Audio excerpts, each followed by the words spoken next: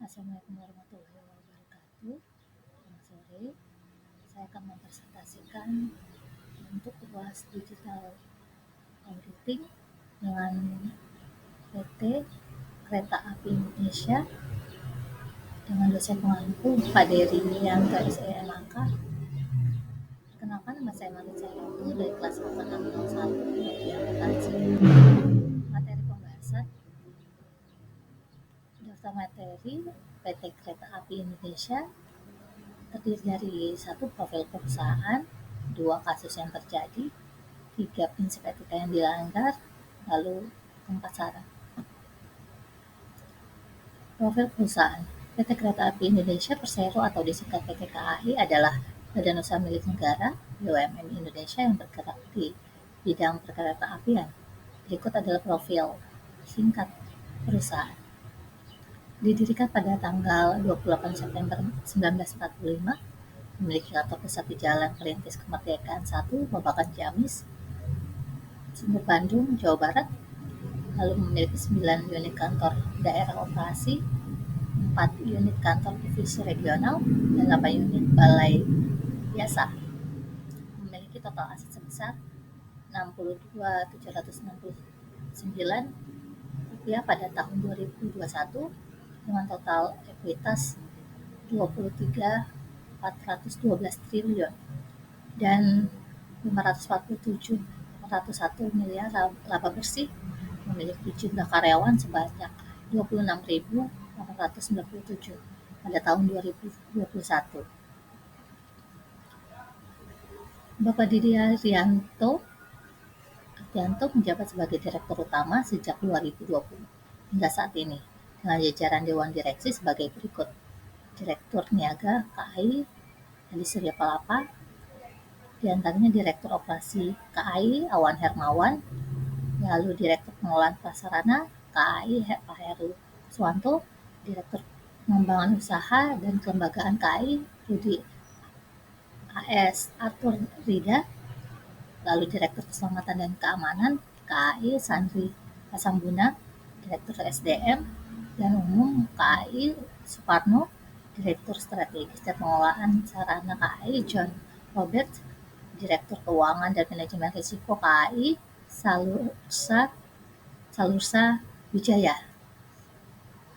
Memiliki 6 anak perusahaan yaitu KAI Service, KAI Bandara, KAI Komuter, KAI Wisata, KAI Logistik, dan KAI Properti. Mengangkut 429 juta penumpang dan 47,2 juta ton kargo pada tahun 2019.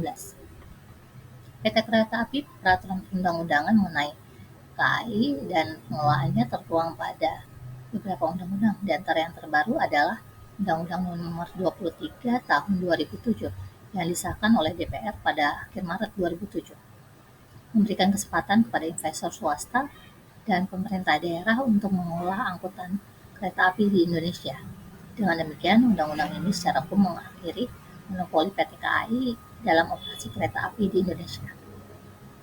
Pada 12 Agustus 2008, PT KAI memisahkan divisi angkutan perkotaan Jabodetabek menjadi PT KAI Komuter Jabodetabek (KCJ), yang kemudian berganti nama menjadi PT Kereta Komuter Indonesia pada tahun 2017.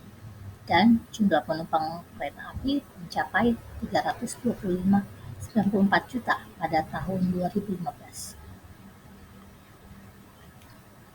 Latar belakang kasus, profesi angkutan menuntut adanya profesionalisme, netralitas, dan kejujuran.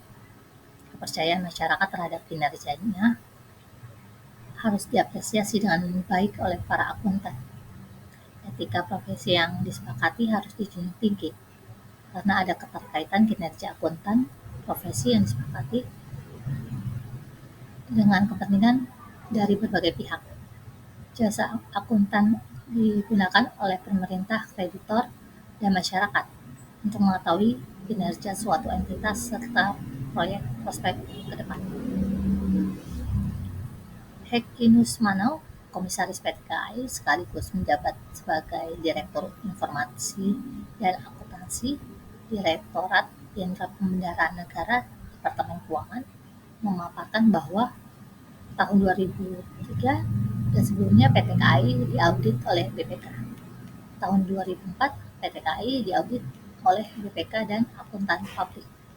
Tahun 2005 PT KAI diaudit oleh Kantor Akuntan Publik Esmana.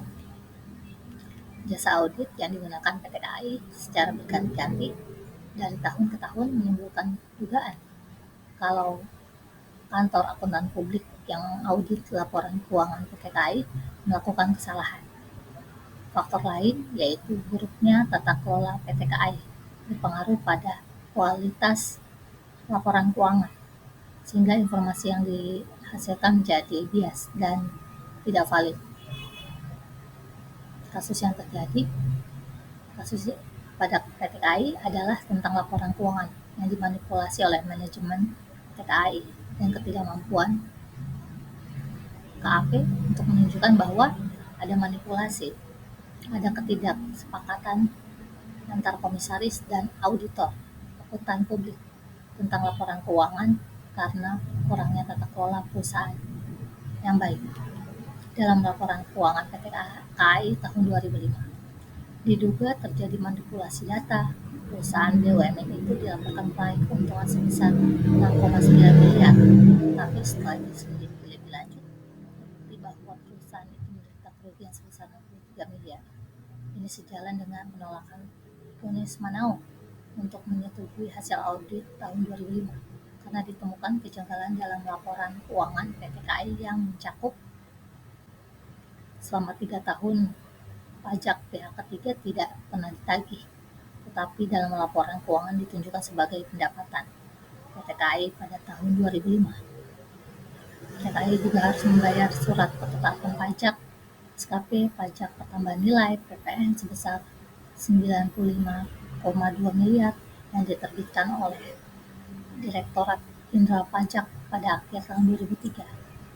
Surat ketetapan pajak ini digambarkan dalam laporan keuangan sebagai piutang atau tagihan kepada beberapa pelanggan yang harusnya menanggung beban pajak tersebut, dan direksi PT KAI salah mencatat penerimaan perusahaan pada tahun 2005. Lalu manajemen PT KAI mengakui penurunan nilai inventaris kol cadang dan perlengkapan sebesar 24 miliar pada tahun 2002 sebagai kerugian secara bertahap selama 5 tahun. Pada akhir tahun 2005 masih tersisa saldo penurunan nilai yang belum dibebankan sebesar 6 miliar yang seharusnya dibayarkan sepenuhnya pada tahun 2005. Lalu di dalam neraca per 31 Desember 2005, hutang termasuk bantuan pemerintah yang belum ditentukan dengan total modal sebesar 674,5 miliar bersama dengan penyertaan modal negara sebesar 70 miliar oleh manajemen PT KAI. Manajemen PT KAI melakukan pencadangan kerugian untuk mencegah kemudian tidak tertagihnya kewajiban pajak yang seharusnya dibebankan kepada pelanggan dari tahun 1998 hingga 2003. Latar belakang kasus PT KAI dimulai pembukuan yang tidak sesuai dengan standar sebagai bagian dari etika profesi. Akuntan harus memahami prinsip akuntansi yang diterima umum. Kesalahan yang disebabkan oleh ketidakmampuan untuk menerapkan prinsip akuntansi yang diterima umum dapat mengakibatkan masalah yang sangat menyesatkan. Dalam kasus ini, auditor PT KAI tahun 2005 diperiksa oleh Badan Peradilan Profesi Akuntan Publik karena menyatakan bahwa laporan keuangan wajar tanpa pengecualian dan tidak ada penyimpangan dari standar akuntansi keuangan yang digunakan dari kasus tersebut. Jika auditor yang terkait terbukti bersalah, mereka akan diberikan sanksi teguran dan izin praktik dicabut. Prinsip etika yang dilanggar, ada tanggung jawab privasi. di mana seorang akuntan harus bertanggung jawab secara profesional terhadap semua kegiatan yang dilakukannya. Akuntan internal PT KAI kurang bertanggung jawab karena dia tidak menelusuri kekeliruan dalam pencatatan dan memperbaiki kesalahan tersebut, sehingga laporan keuangan yang dilaporkan merupakan keadaan dari posisi keuangan perusahaan yang sebenarnya. Lalu kepentingan publik, di mana akuntan harus bekerja demi kepentingan publik atau mereka yang berhubungan dengan perusahaan seperti kreditur, investor, dan lain-lain. Dalam kasus ini, akuntan PT KAI diduga tidak bekerja demi kepentingan publik karena diduga sengaja memanipulasi laporan keuangan, sehingga PT KAI yang seharusnya menderita kerugian, namun karena manipulasi, PT KAI terlihat mengalami keuntungan. Hal ini tentu saja sangat berbahaya, termasuk bagi PT KAI, karena apabila kerugian tersebut semakin besar namun tidak dilaporkan, maka PT KAI terancam bangkrut. Lalu ada integritas, di mana akuntan harus bekerja dengan profesionalisme yang tinggi. Dalam kasus ini, akuntan PT KAI tidak menjaga integritasnya karena diduga telah melakukan manipulasi laporan keuangan. Lalu objektivitas, di mana akuntan harus tidak objektif dan bersikap independen atau tidak memihak siapapun. Dalam kasus ini, akuntan PT KAI diduga tidak objektif karena diduga telah memanipulasi laporan keuangan sehingga hanya menguntungkan pihak-pihak tertentu yang berada di PT KAI. Lalu kompetensi dan kehati-hatian profesional. Akuntan dituntut harus melaksanakan jasa profesionalnya dengan penuh kehati-hatian, kompetensi dan ketekunan, serta mempunyai kewajiban untuk mempertahankan pengetahuan dan keterampilan profesionalnya pada tingkat yang diperlukan. Dalam kasus ini, akuntan PT KAI tidak melaksanakan kehati-hatian profesional sehingga terjadi kesalahan pencatatan yang mengakibatkan PT KAI seharusnya menderita kerugian namun dalam laporan keuangan mengalami keuntungan. Lalu perilaku profesional.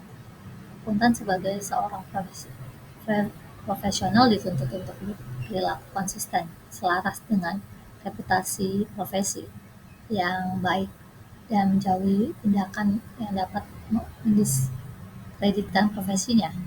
Dalam kasus ini, akuntan PT KAI diduga tidak berperilaku profesional yang menyebabkan kekeliruan dalam melakukan pencatatan laporan keuangan, dan hal ini dapat mendiskreditkan atau mencoreng nama baik profesinya.